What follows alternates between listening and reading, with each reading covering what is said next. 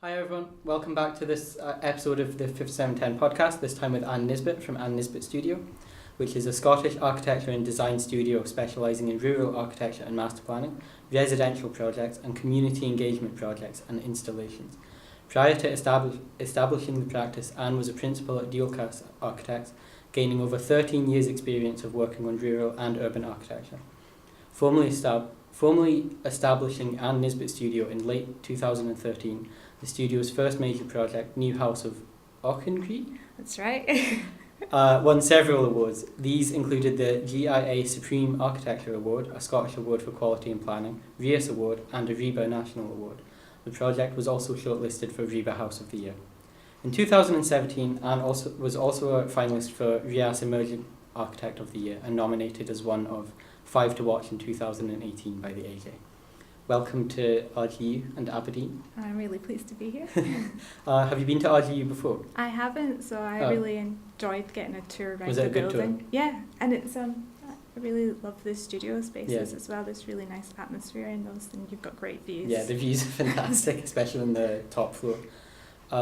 So you've lived and worked in both a rural and a urban environment from Glasgow to, you lived in the islands as well in Skye? I grew up Oh, you grew up in there? Lochaber on Okay. the west coast, so Mhm. between kind of Fort William and Mallock. Yeah, so you've had quite a wide variance of places that you've lived and worked.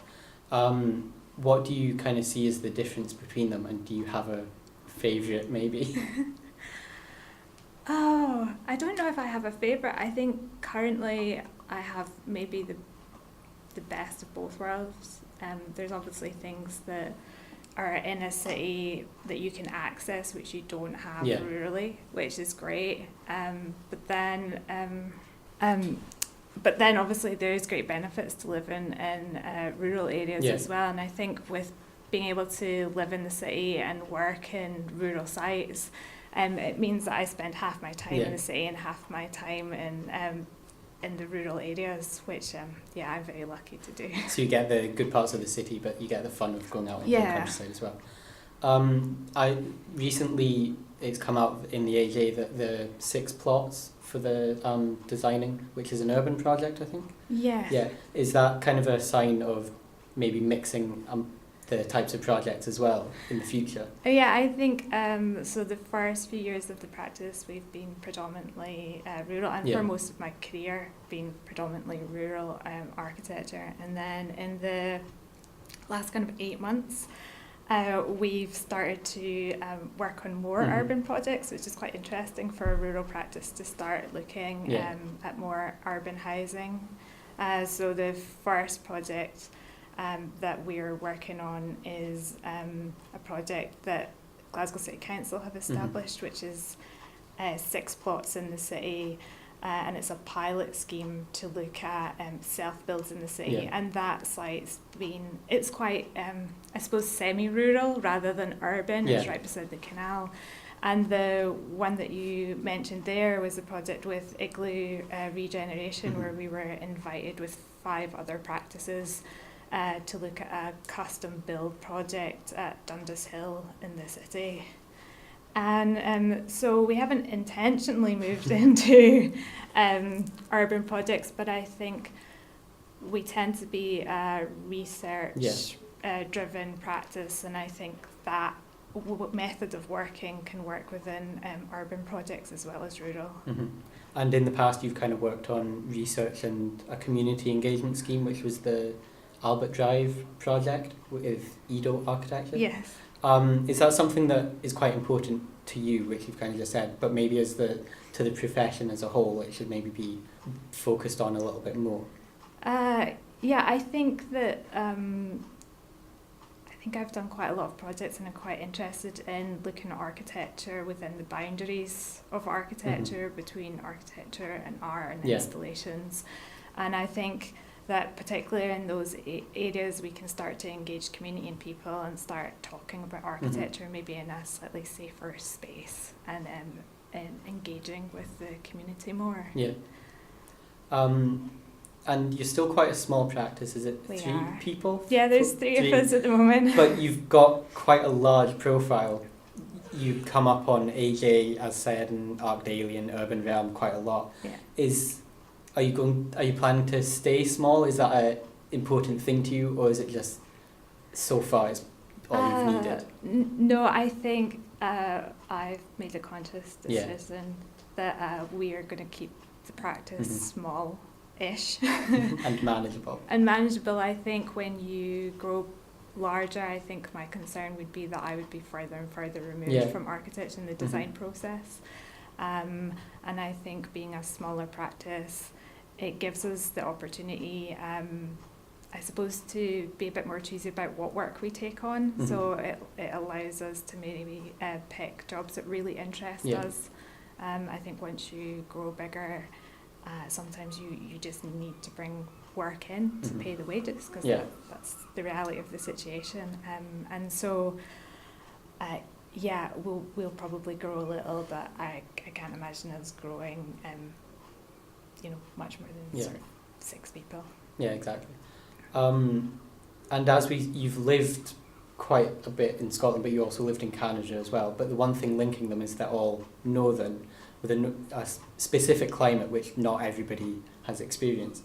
Has that kind of affected you as an architect? Because we're the most northern school and we're always taught, and it comes naturally, that we have a northern perspective. Do you kind of see it the same way as well? Yeah, I feel very much that we're a northern architecture practice and northern European architecture practice, and very interested in Scotland's identity within that, and also our connections. So particularly over the last few years, doing quite a lot of travelling and research in Finland and Iceland, and I'm personally heading out to the Faroe Islands next month. It's the first time there, but just really interested in architecturally and politically. Yeah. And maybe both architecturally and politically, how do you see the architectural profession in the country, maybe the whole UK, but also Scotland as well, changing in the coming years? And must architects adapt to kind of stay relevant? Yeah, I think there's many answers to that on different levels, but yeah, I think we need to continuously change as architects and move into different areas, and be careful that our kind of role isn't being taken over by other consultants, and I think the way that, particularly as a small practice, one of our big issues is procurement. So I think that one of the things that within architecture that we have to look at is procurement. It's very difficult for a small practice to get into public projects. It's also very difficult for established practices in Scotland perhaps to win those projects as well. It's something that's come up quite a lot over the interviews that we've done over the past year. It's always been procurement needs to be looked at. And when you're maybe hiring students out of uni, whether part 1 or part 2, what do you look for in them, both personality-wise and portfolio-wise? I think for us, just a level of detail, and I suppose a bit of rigour in terms of, I think, just making sure that things are laid out correctly and clearly and beautifully, and just looking at different scales of the building, and just I think the best thing to do if you're laying out your CV or portfolio is just make everything very clear. Yeah, and maybe have a clear narrative through it, so it's easy to read. Yeah. So kind of reaching the end of the podcast, we have 2 questions that we ask everybody. They might be quite difficult, or they might not be. What's your favourite memory from your architectural career, whether in university or the workplace? I think university is probably during my master's, when I had the opportunity just to base myself at Glasgow Sculpture Studios and work there for 6 months, and just working with different artists. I think professionally, that's a really difficult one.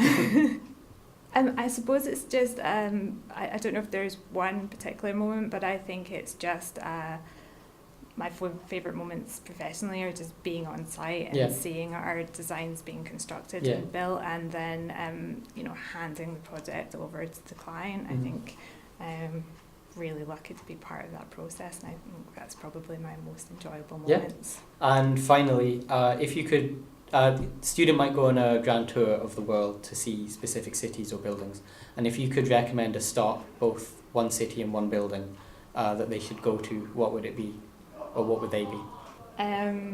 So many.